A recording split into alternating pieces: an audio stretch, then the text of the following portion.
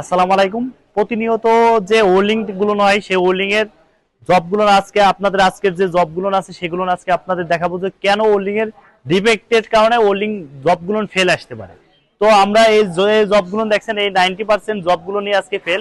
তো আজকে আপনাদের দেখাই যে এই ওল্ডিংটা এক এক করে।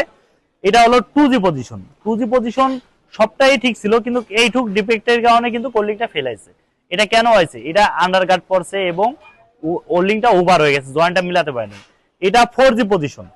এই 4G পজিশনের যে ওল্ডিংটা আছে এটা হাইট বাড়াইছে এবং যে লেয়ারটা আছে 4 লেয়ারের লাস্টের লেয়ারটা সঠিকভাবে ওল্ডিংটা টানতে পারেনি।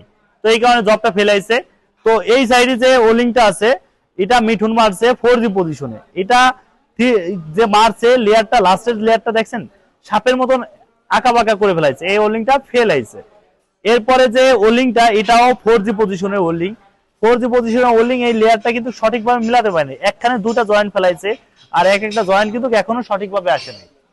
এরপরে যেটা আছে এটাও 4G পজিশন। জবটা দেখতে কিন্তু 100-100 মনে হয়, 100-100 মনে হয়, কিন্তু গোল্ডিংটা কিন্তু আসলে 100-100 না। কারণটা কি জানেন?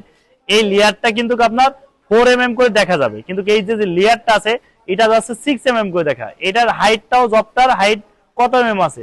3 mm এর জায়গায় 6 mm হাইট আছে। আপনার যারাই কাজ করবেন অবশ্যই 3 mm হাইট করবেন। এরপরে এখানে আছে আকাশ।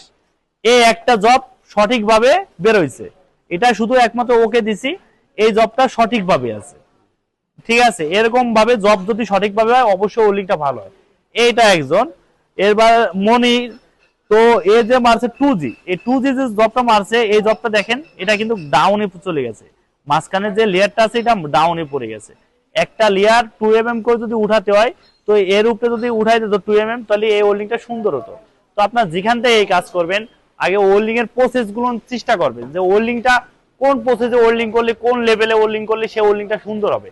এনে মন করা শুধু ওল্ডিং করলেন, ওল্ডিং করার পরে আপনি মনে করতেছেন যে আমার ওল্ডিংটা সুন্দর হয়েছে এবং আমার খুব ভালো লাগতেছে। এটা এই ভালো লাগা সেই ভালো লাগা না।